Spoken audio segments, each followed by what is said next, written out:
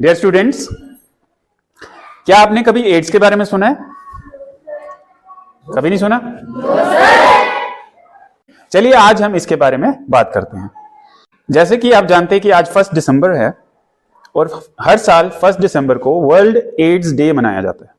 1988 इस साल से इस दिन को वर्ल्ड एड्स डे मनाया जा रहा है।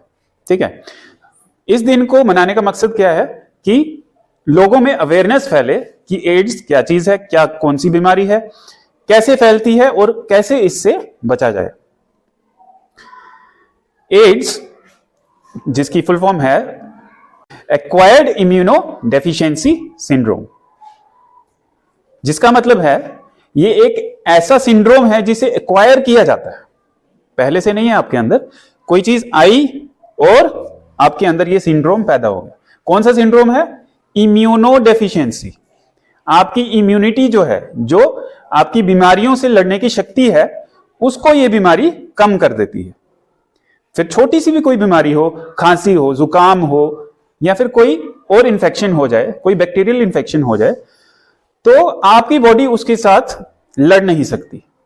आपकी बॉडी इतनी कमजोर हो जाती है कि छोटी छोटी बीमारियों से भी उस इंसान की मौत हो सकती है, जो बाकी लोगों के लिए एक छोटी मोटी इन्फेक्शन है। कितनी खतरनाक बीमारी है।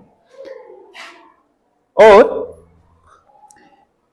अब ये तो सिंड्रोम है, बीमारी है, लेकिन इसको, ये बीमारी किस वजह से होती है? इसका एक वायरस है जिसका नाम है HIV, शॉर्ट में उसको HIV बोलते हैं। HIV की फुल फॉर्म है ह्यूमन इम्यूनो डेफिशिएंसी वायरस। एक वायरस है, ठीक है, जिसकी वजह से हमारी इम्यूनिटी की जो है कॉम्प्रोमाइज हो जाती है और हमारी इम्यूनिटी वीक हो जाती है। एड्स जो है बहुत खतरनाक बीमारी है और आपको यह पता होना चाहिए कि एड्स कैसे फैलती है। ठीक है, एड्स एक वायरल इंफेक्शन है जो सिर्फ और सिर्फ बॉडी फ्लूइड्स के थ्रू फैलती है। ठीक है, जिसमें सबसे मेन फ्लूइड जिसकी हम बात करेंगे वो है ब्लड। दैट मीन्स एक आदमी का ब्लड या एक औरत का ब्लड किसी और इंसान के बॉडी में जब जाएगा तो ही ये इंफेक्शन फैलेगी। ठीक है, this is the main method through which this infection spreads. कैसे जा सकती है? अगर आप लोग जैसे बाल कटवाने जाते हैं तो वो नाई जो है उस तरह इस्तेमाल करता है ना, उसमें ब्लेड लगा होता है ना। अगर किसी इंसान को एड्स है और उसको उस ब्लेड से कट लग जाता है तो उस ब्लेड में क्या हुआ? उस इंसान का ब्लड आ गया। अब वही अगर ब्लेड दूसरे इंसान को लगाएगा वो और उसको भी कट लगता है तो ब्लड क्या हुआ? दूसरे इंसान में चला गया और उस ब्लड की वजह से उसकी इंफेक्शन जो थी, जो ह्यूमन इम्यूनो डेफिशिएंसी वायरस था HIV, वो दूसरे इंसान में चला गया। ठीक है, तो ये एक तरीका है जिससे वो फैल सकता है। इसी तरह से अगर आप ड्रग्स लेते हैं, कुछ लोग लेते हैं ड्रग्स, तो वो लोग क्या करते हैं, एक ही नीडल के साथ मल्टीपल पीपल जो है वो ड्रग्स को इंजेक्ट करते हैं, तो उसमें भी क्या ब्लड लग जाता है नीडल को, और इन्फेक्शन जो है अगर उसमें किसी एक इंसान में भी HIV होगा तो वो सब में फैल जाएगा। ठीक है, ये भी एक तरीका है। और अगर किसी मदर को अगर HIV है तो वो उसके बच्चे में थ्रू बर्थ के टाइम पे वो ट्रांसफ्यूज हो जाता है। उसके अलावा भी एक ऐसा कॉज है जो इसका कारण बन सकता है, लेकिन उसमें ब्लड ट्रांसफ्यूजन होना जरूरी नहीं है। हाँ, अनसेफ सेक्सुअल इंटरकोर्स अगर आप करते हो किसी ऐसे इंसान के साथ जिसमें ये वायरस प्रेजेंट हो, तो उसमें भी बहुत ज्यादा चांसेस रहते हैं कि एड्स जो है वो फैल जाए।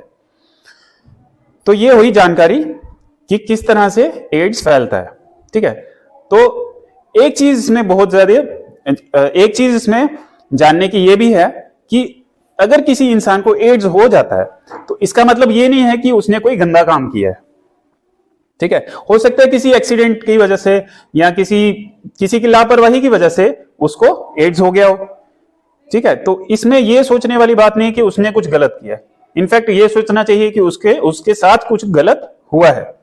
ठीक है, और उसके साथ सहानुभूति दिखानी चाहिए। और एक ये गलत धारणा होती है लोगों में कि एड्स जो है छूने से फैल जाती है। ऐसा नहीं होता है।